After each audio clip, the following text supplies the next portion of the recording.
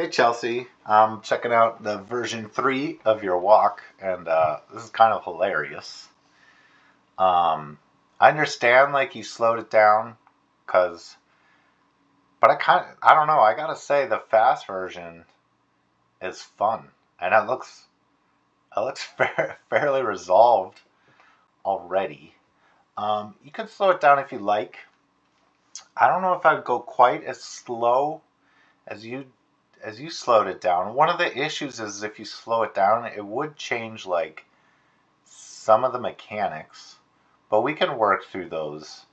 Um, we can work through those if you like. It's really up to you. Um, but you're far along. You know, if I'm just looking at the fast one as a piece on its own, where does it change speed? Maybe here. So let me see, how long is the cycle when it's fast?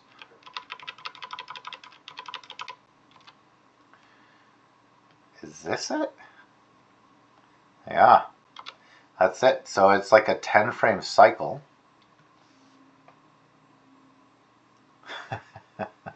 Yeah, it's so goofy. It's so fun.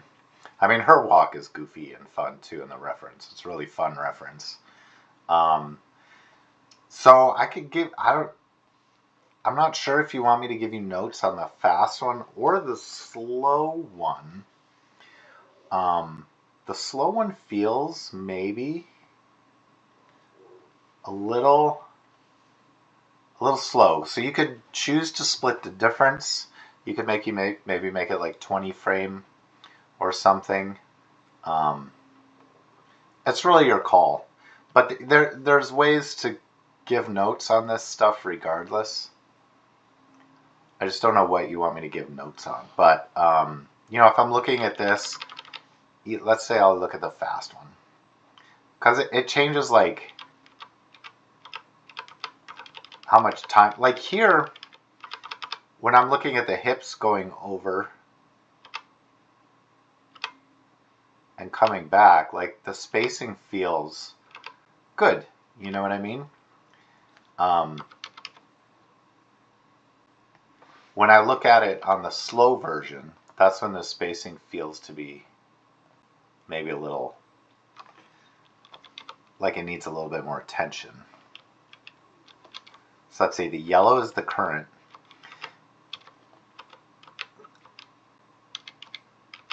So I don't know, like you're almost in the fast one, like maybe the spacing between these 3 frames is a little uneven because then it jumps a lot to this frame.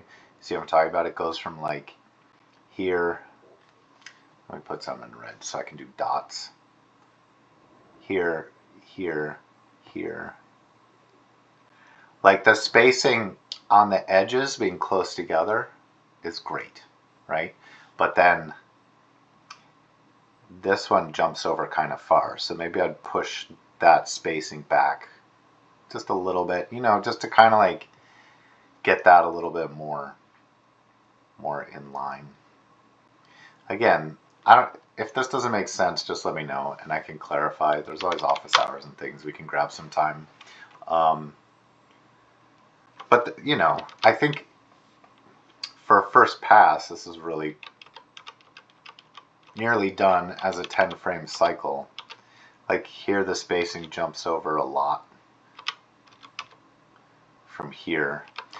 So there's just like little things like that to pay attention to. And if I'm watching like the spacing on the arm, like this red arm, it goes from like here, it really does a big jump there, which you see like the elbows almost. These are horrible sketches. These are horrible. Like I should be more careful, but like this is good where the everything comes down, but then that's a huge, massive spacing jump, and then it almost like occupies the same kind of. Just looking at it from the front view, it occupies almost the exact same space. Maybe if I look at it from the side view. Yeah, so from the side view there's a big change, but you just have to pay attention to your spacing, maybe a little bit from this front view and even that out. And then here's a really big jump in spacing. So I think you could probably like pay a little bit more closer attention to that.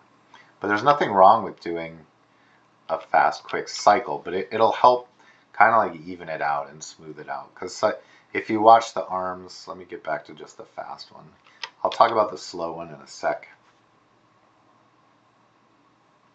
Why don't I start just here? I'm not sure where it starts exactly, but that's fine.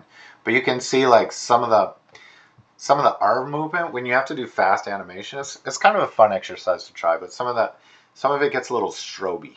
You know what I mean? And when I say stroby, it means it kind of lacks like a continuity from frame to frame. Like my eye is having trouble connecting the dots of the poses, so it looks like it flashes or it just kind of like jumps. But that's just tiny little spacing things like I talked about. I really like how you've posed. How you've posed like the upper body is great. I love this curve here. I love that curve. I'm wondering if maybe you couldn't try to like make it a little more absurd and push kind of like the emotional absurdity. I say emotional, not like this is emotional, but there is an absurdity to it, a clownishness to it, by kind of increasing that bend and maybe getting the weight even more like a little bit back. But you can also ignore that comment because it's strong work as is. You may just be able to rotate the center of gravity back a little bit and play with it, see how it looks.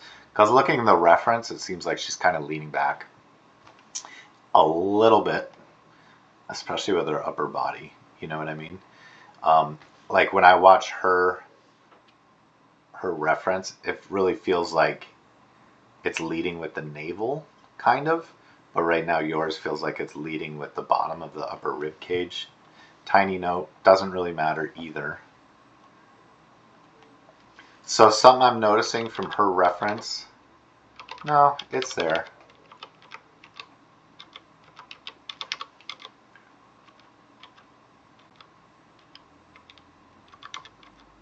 So I'm staring at this foot here and comparing it to her front foot there. And there is something like, there's something I'm kind of missing. Like, see how her foot kind of like stays in a similar pose? Like it does go from like toe up to toe down, but it stays forward, where yours is like coming back quite a bit. And so I kind of miss that fun little thing that in her reference of where your mind kind of sees that toe up in the air pose. I don't know, I feel like I'm reading it a little bit more on the reference than here. So maybe just try to like keep that a little bit more forward. These are like just little tiny notes. I feel like what you're doing is very successful. Good observation on the reference. Good goofiness. Maybe, you know, you need a little bit more of an in-between from when the foot is kind of like in this orientation to when it goes from this orientation. It kind of jumps there in one frame. Then it kind of stays in this orientation. So maybe this frame needs to be, this frame, let me turn off ghosting, needs to be a little bit more of like an in-between kind of rotationally. I don't think positionally. I think positionally when I look at it from this view, like it's great and fine, but rotationally it kind of just jumps. So I would just look for like little ways of kind of like making sure you're in-betweening a little bit smoother on some of the stuff. But overall, it's like super successful. I'm being very nitpicky, and this is like your first submission. You really captured like the floppiness of the hands. Heck, I don't want to like over nitpick your work here because it's strong. You know what I mean? But maybe what I'm seeing from the reference is like there's this great bend that you're capturing on the wrist here, and then it starts to straighten, and then it gets kind of straight and stays kind of straight. Here it's a little bit bent up, but maybe you can kind of push that idea a little bit more, you know what I mean, and get that wrist to really bend up to make it like really kind of even add to the floppiness of it a little bit. Like maybe you want to keep it a little bit down, just a little bit longer to kind of like drag it, and then here it would be more flipped up into more like the ultimate flip up position. The ultimate flip up position, that makes sense, right? Those words go together, I hope. But anyways, just like that might be a way you can push it like a little bit more, because the floppiness is really fun. And then even here, like if I look at the reference, like I see that her hand is still kind of bent back a little bit. You know what I mean? So maybe you can continue that bend backness until she gets here where it's behind her body. And then that, you know, this is really nice drag that you have on the hand as she brings that arm forward. Look at that drag. That's fun. That's just fun. And I think that's part of it, is just how goofy and floppy the arms and upper body looks. I mean, man, if somebody came walking to me up on the street like this, I'd probably give them a wide berth. Yeah, really cool. Yeah, that's it. I mean, I don't have a lot. So, okay, I said I was going to talk about the idea of slowing it down, but you don't have to. I do feel like this is a little too slow for me. I'd almost like to see the difference split between what it is at 10 and 32. So I might suggest doing it more like at 20 or something if you want. But I don't think there's anything wrong with going with the fast cycle. But it will change like some of the weight and mechanics a little bit. You know, like you're going to have to put in detail to when you slow it down that isn't going to really exist in the video reference. So that's going to be a choice.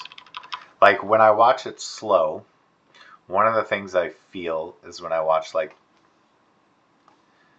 the left and right play. Wow, that is awful. I apologize. We have standards. We have professional standards in which to adhere to.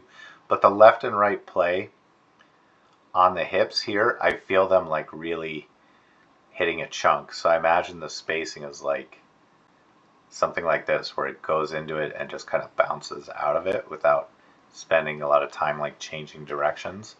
I think if, you know what I mean? It's like tunk right there, tunk right there. Hopefully it syncs up and that helps. I know tunk is not.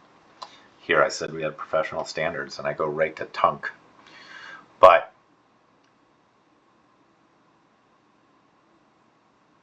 yeah, I don't know. It feels more fun, a little faster. So I'd stick with the 10 frame, or maybe go to 20 frame if you want, or you can just leave it at 10, go to 12, wherever you want to do. I'm going to be okay with, because I don't know, it's really fun as a 10 frame thing.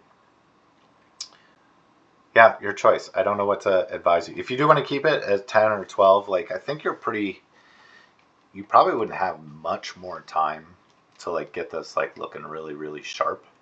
And then you could start thinking about what you want to move on to next. Like you could pick another personality walk if you want, if you feel like this one kind of went quickly. But I want to compliment you on finding a good piece of reference and doing a good job of analyzing what's going on in that reference, and doing a nice, like, that was a great first pass. So be proud, be happy. Think about what you might want to do in a week or two when this is wrapped up. Yeah, but great work, great stuff, really fun to see. All right, see you next week. Bye.